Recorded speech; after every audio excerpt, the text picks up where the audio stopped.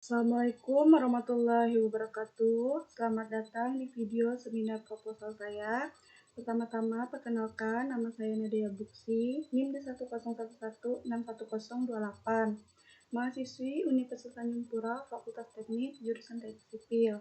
Saya akan mempresentasikan seminar proposal saya yang berjudul Rencana Kebutuhan dan Penataan Lahan Parkir di Sekolah Tinggi Agama Katolik Negeri Pontianak.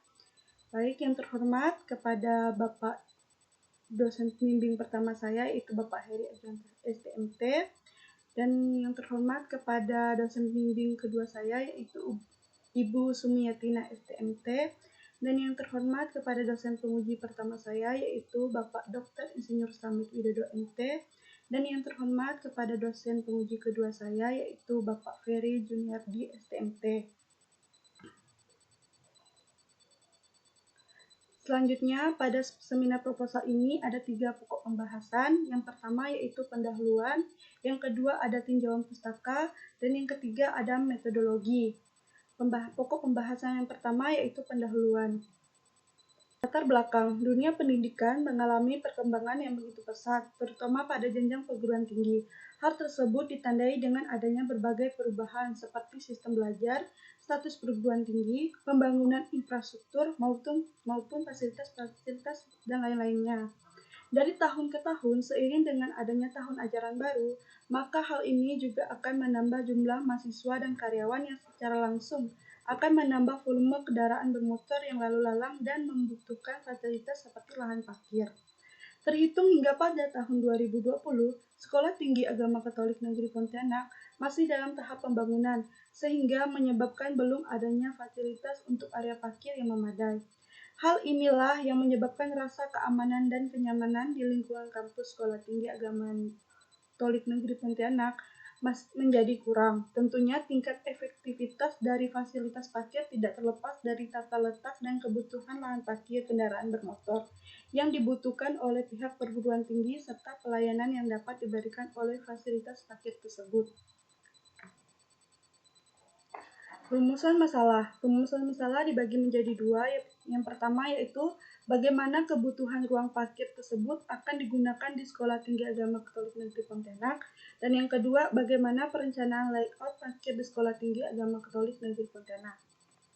Selanjutnya yaitu tujuan penelitian. Yang pertama yaitu menentukan kebutuhan ruang parkir yang akan digunakan di Sekolah Tinggi Agama Katolik Negeri Pontianak, dan yang kedua perencanaan layout parkir di Sekolah Tinggi Agama Katolik Negeri Pontianak. Selanjutnya, batasan masalah. Batasan masalah ini dibagi menjadi 4. Yang pertama, penulis hanya menganalisa kebutuhan dan tata lahan parkir di Sekolah Tinggi Agama Katolik Negeri Pontianak. Yang kedua, tempat penelitian dilakukan pada 3 perguruan tinggi yang ada di Kota Pontianak, yaitu Universitas Muhammadiyah Pontianak, Institut Agama Islam Negeri Pontianak, dan Politeknik Negeri Pontianak. Dan yang ketiga, data primer diperoleh dengan cara penelitian langsung di lapangan, data sekunder diperoleh dari sumber atau literatur yang sudah ada. Dan yang keempat, penelitian ini tidak membahas dari segi konstruksi dan analisa biaya lahan parkir. Pokok pembahasan yang kedua yaitu tinjauan pustaka. Pengertian parkir. Pengertian parkir adalah menurut Direktorat Jenderal Perhubungan Darat tahun 1996, parkir adalah suatu keadaan tidak bergerak dari suatu kendaraan yang bersifat sementara. Yang kedua ada jenis parkir. Jenis parkir ini dibagi menjadi 4. Yang pertama, parkir menurut tempatnya. Parkir menurut tempatnya dibagi menjadi 2, yaitu parkir di jalan dan parkir di luar jalan. Yang kedua, parkir menurut statusnya. Parkir menurut statusnya dibagi menjadi 5 poin. Yang pertama, parkir umum, parkir khusus, parkir darurat, parkir taman, parkir gedung. Yang ketiga, parkir menurut tujuannya. Parkir menurut tujuannya dibagi menjadi 2 poin, yaitu parkir penumpang, parkir barang. Dan selanjutnya yaitu parkir menurut jenis kepemilikan dan pengoperasiannya. Ini dibagi menjadi 3 poin. Poin yang pertama yaitu parkir milik dan hanya dioperasikan pemerintah daerah. Yang kedua, parkir milik pemerintah daerah dan yang mengoperasikan adalah pihak swasta. Dan selanjutnya parkir milik swasta dan yang mengoperasikannya swasta. Konsep perencanaan model transportasi. Terdapat beberapa konsep pemodelan perencanaan transportasi yang berkembang sampai dengan saat ini, dan yang umum digunakan adalah model perencanaan transportasi 4 tahap. Model perencanaan ini merupakan gabungan dari beberapa seri submodel yang masing-masing harus dilakukan secara bertahap dan berurutan. Model perencanaan transportasi 4 tahap, yang pertama adalah bangkitan dan tarikan pergerakan, yang kedua distribusi pergerakan lalu lintas, yang ketiga adalah pemilihan mode, yang keempat adalah pembebanan lalu lintas. Pemodelan. Model dapat didefinisikan sebagai bentuk penyederhanaan dari suatu realita. Semua model merupakan penyederhanaan realita untuk mendapatkan tujuan tertentu, yaitu penjelasan dan pengertian lebih mendalam serta untuk kepentingan peramalan. Analisa regresi linear adalah metode statistik yang dapat digunakan untuk mempelajari hubungan antar sifat permasalahan yang sedang diselidiki. Model analisa regresi linear dapat memodelkan hubungan antara dua perubahan atau lebih. Pemodelan dengan cara regresi linear berganda mempunyai dua variabel, yaitu variabel Y dan variabel X yang berhubungan sebagai berikut. Y sama dengan Fx. Standar kebutuhan ruang parkir. Berdasarkan hasil studi Direktorat Jenderal Perhubungan Darat, kegiatan dan standar kebutuhan parkir untuk sekolah atau perguruan tinggi dikelompokkan dalam dua kelompok.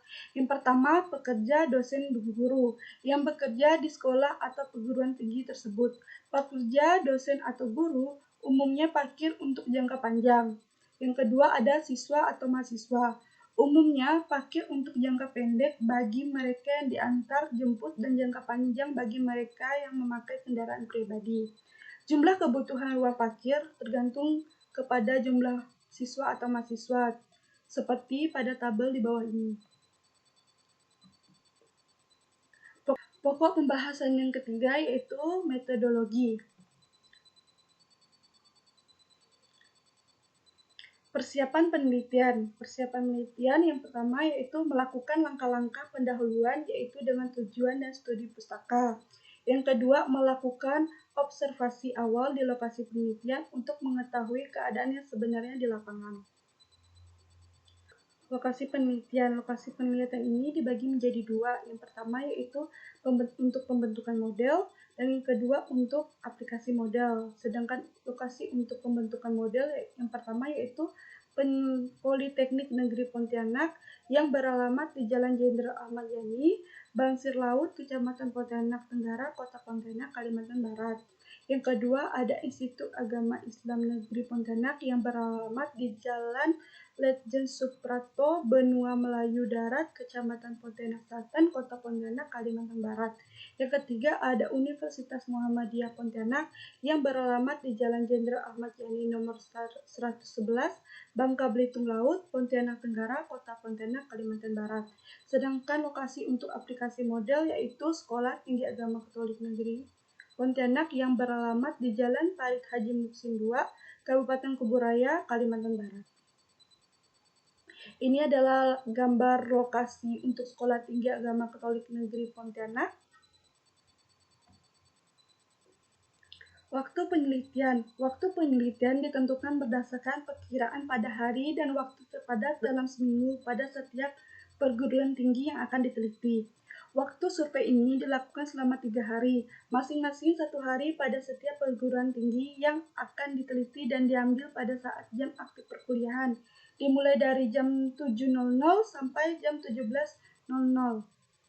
Selanjutnya ada metode survei. Metode survei ini dibagi menjadi dua, yaitu metode observasi di lapangan.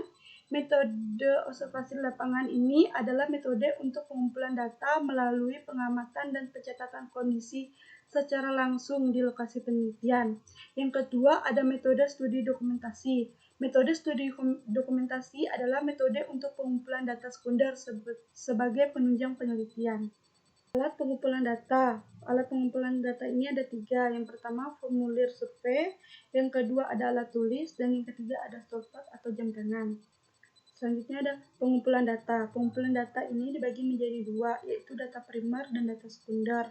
Di mana data primer ini dibagi menjadi 2 poin. Yang pertama, jenis kendaraan yang masuk dan keluar dari perguruan tinggi yang akan diteliti, yaitu mobil, kendaraan roda 4, bus, truk, kendaraan roda 2. Yang keduanya adalah waktu kendaraan masuk dan keluar dari perguruan tinggi yang akan diteliti. Sedangkan untuk data sekunder, yaitu data yang diambil yaitu total luas lahan, total luas bangunan, total luas ruangan, jumlah dosen, jumlah karyawan, dan jumlah mahasiswa. Pengolahan data.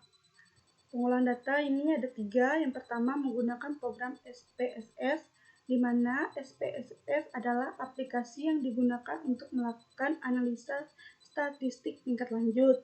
Yang kedua ada analisa regresi linear. Analisa ini digunakan untuk membuat model pada perguruan tinggi, di mana terdapat variabel terikat, yaitu Y, jumlah tarikan dan pergerakan yang ada di perguruan tinggi yang akan diteliti, sedangkan untuk variabel bebasnya X, yaitu luas lahan, luas bangunan, luas ruangan, jumlah dosen, jumlah karyawan, jumlah mahasiswa. Yang ketiga, analisa kebutuhan parkir. Perhitungan model akan diperbandingkan perhitungannya dengan memakai standar satuan ruang parkir dari Departemen Perhubungan RI, yaitu Satuan Ruang Parkir atau SRP, yang didapat dengan mobil penumpang yaitu 2,5 meter kali 5 meter, sedangkan untuk bus dan truk yaitu 3,4 meter dikali 12,5 meter, untuk sepeda motor yaitu 0,7 meter kali 2 meter. Diagram aliran penelitian. Pertama, mulai. Selanjutnya, studi literatur. Selanjutnya, persiapan dan survei pendahuluan. Selanjutnya, pelaksanaan survei dan pengumpulan data. Pengumpulan data ini dibagi menjadi 2, yaitu data primer dan data sekunder. Selanjutnya, pengolahan data. Pengolahan data menggunakan program SPSS. Selanjutnya, analisa data. Analisa data yaitu model tarikan, di mana model tarikan yaitu menggunakan analisa regresi linear. Selanjutnya, pengujian statistik. Pengujian statistik ini dibagi menjadi 3, yaitu uji determinan, uji korelasi, uji signifikasi. Hasil uji statistik terpenuhi, maka akan dilanjutkan yaitu pengujian model. Pengujian model ini dibagi menjadi 4, yaitu uji linearitas, uji autokorelasi, uji normalitas, uji multikoliniaritas. Selanjutnya akan dapat model terbaik. Model terbaik ini dilanjutkan yaitu analisa dan penataan parkir di Stakat atau Sekolah Tinggi Agama Katolik Negeri Pontianak. Dan terakhir yaitu kesimpulan dan saran. Ini adalah daftar pusaka. Sekian dan terima kasih. Wassalamualaikum warahmatullahi wabarakatuh.